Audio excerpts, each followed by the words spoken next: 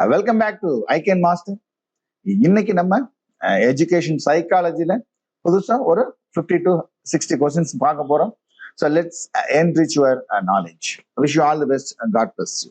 ஒப்புடைமை விதி என்பது குழுவாக எண்ணுதல்.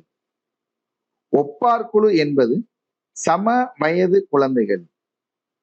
ஒத்த கூறு அல்லது ஒத்த குணங்கள் கோட்பாடு சொன்னவர் அவர்தான் தாண்டைக். ஒத்த இயல்பு ஒத்த இயல்பினை உருவாக்கும் என்ற கோட்பாட்டினை கூறியவர் கிரிகோர் மெண்டல். ஒத்த இயல்பு ஒத்த இயல்பினை உருவாக்கும் என கூறியவர் மெண்டல். அதேதான். அப்ப ரெண்டுல ஒன்ன கட் பண்ணிக்கலாம். சரியா? ரைட்.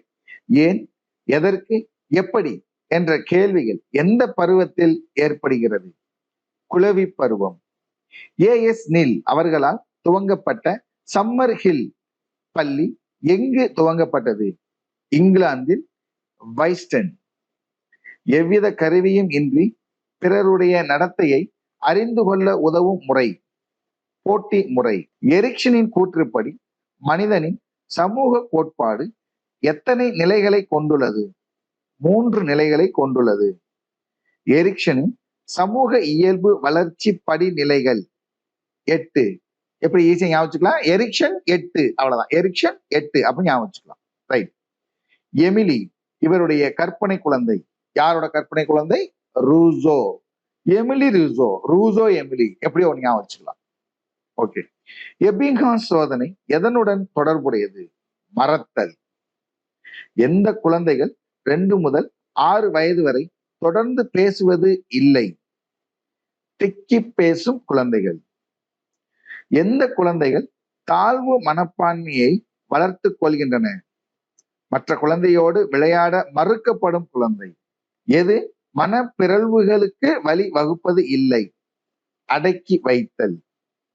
8 வகையான கற்றல் பற்றிய கற்றல் சூழல்கள் என்ற நூலை எழுதியவர் ராபர்ட் எம் காக்னே.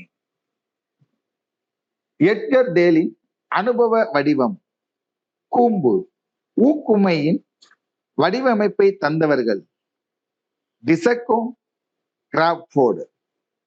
உன்னையே நீ அறிவாய் என கூறியவர் சாக்ரட்டிஸ்.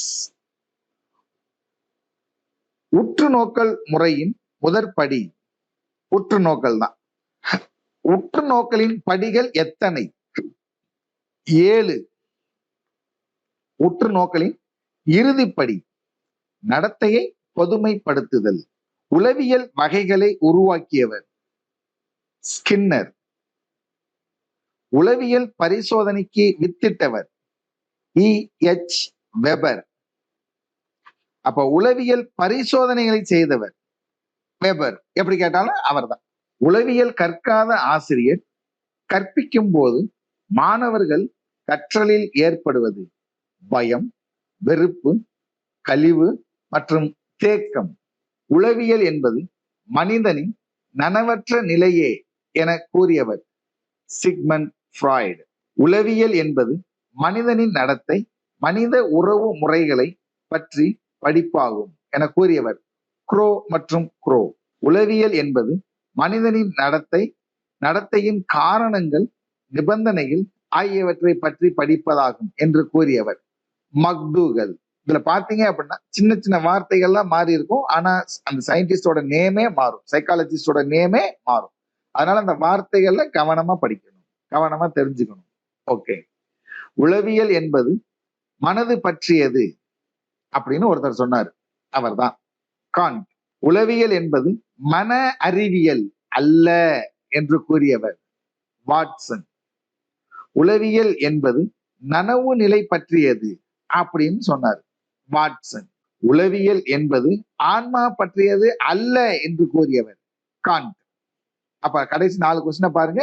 மாத்தி மாத்தி திருப்பி திருப்பி வேற மாதிரி வந்துகிட்டே இருக்கும். அப்ப அந்த வார்த்தைகள்ல கவனம் செலுத்தணும். உளவியல் என்பது மனித நடத்தையை ஆராயும் அறிவியல். உள பகுப்பு கோட்பாடு சிக்மண்ட் ஃப்ராய்டு. உள பகுப்பாய்வு கோட்பாட்டை வித்திட்டவர் சிக்மண்ட் ஃப்ராய்டு. அவர்தான். உள் மதிப்பீட்டு முறைக்கு பொருத்தமில்லாதது பரிசோதனை அட்டவணை. உல இயற்பியல் நூலினை எழுதியவர் ஜி.டி. பிரான்சர். சைக்கோபிசிக்ஸ் சொன்னவர் ஃபெட்ச்னர். உலக்கிராமம் என்ற கோட்பாட்டினை கூறியவர் மார்ஷல் மெக்லூகன். உயிரினங்களின் நடத்தைகளை அறிந்து கொள்ள நம்பகமான முறை பரிசோதனை முறை. உயர்வான தன் மதிப்பீட்டை குழந்தைகளிடம் வளர்க்க ஆசிரியர்கள் என்ன செய்ய வேண்டும்? அதிகமான பாராட்டுதலை வழங்க வேண்டும், நன்றாக ஊக்குவிக்க வேண்டும், எதிர்மறையான கருத்துக்களை தவிர்த்தல் வேண்டும். எல்லாம் செய்யணும், அவ்வளவுதான். உயர்நிலை பள்ளிகளில் படிக்கும் மாணவர்கள் எந்த பருவத்தினர்? முன் குமர பருவத்தினர். உயர் அறிவாண்மை குழந்தைகளிடம் காணப்படும் உயர் திறமைகள் உயர் அறிவாண்மை, உயர் செயலாக்கம், உயர் ஆக்கத்திறன். உந்த குறைப்பு கற்றல் கோட்பாடு ஹல். உடன்பாட்டு முறையில் வலுவூட்டும் தூண்டலை ஏற்படுத்துவது பரிசு பொருட்கள். உடலால் செய்யும் செயல்கள் நடத்தை மற்றும் நீந்துதல். உடல் வளர்ச்சி வேகமாக நடைபெறும் பருவம் குமரப்பருவம். உடல் பெருக்கம் என்பது உடலின் எடையும் உயரமும் அதிகரித்தல். உடல் செயல்பாடுகள் மற்றும் உளச் செயல்பாடுகள் இரண்டினையும் சீராக செயல்பட உதவும் முக்கிய நாளமில்லா சுரப்பி பிட்யூட்டரி சுரப்பி.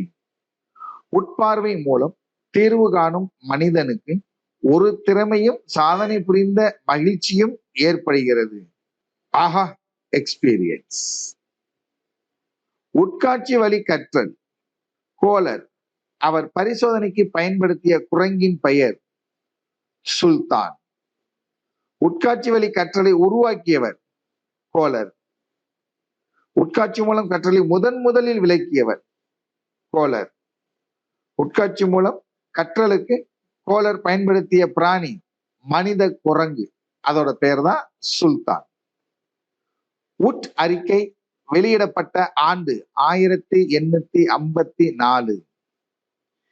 இன்றைய காலகட்டத்தில் நீ எத்தகைய கல்வியை மாணவருக்கு அளிக்க விரும்புவாய்? சூழ்நிலை மற்றும் நன்னெறி கல்வி. இவற்றுள் பொருத்தமான ஜோடி ஸ்கின்னல் கற்றல் விதி. இரு காரணி கொள்கையை வகுத்தவர் ஸ்பியர்மேன். இரவு பள்ளிகள் யாருக்காக நடத்தப்படுகின்றன? முதியோர். ரவீந்திரநாத் தாகூருக்கு கீதாஞ்சலிக்கான நோபல் பரிசு எப்போது கிடைத்தது? 1913.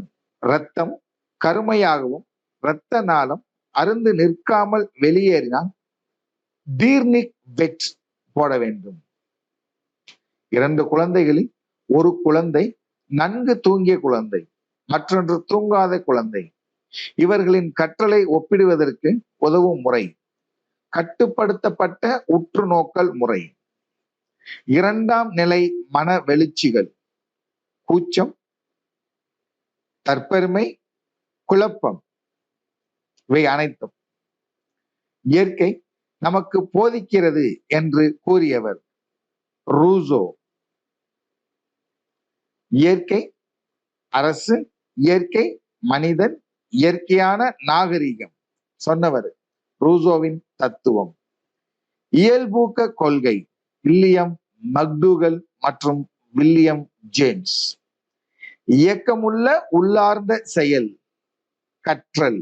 ஓகே, சோ இப்ப நம்ம டெட்டுக்கு சைக்காலஜில நம்ம என்ன பண்ணிட்டு இருக்கோம் அப்படின்னு கேட்ட மொத்தமா என்னெல்லாம் கொஸ்டின்ஸ் அப்படிங்கிறத நம்ம போஸ்டிங் போட்டு இருக்கோம். Right, okay.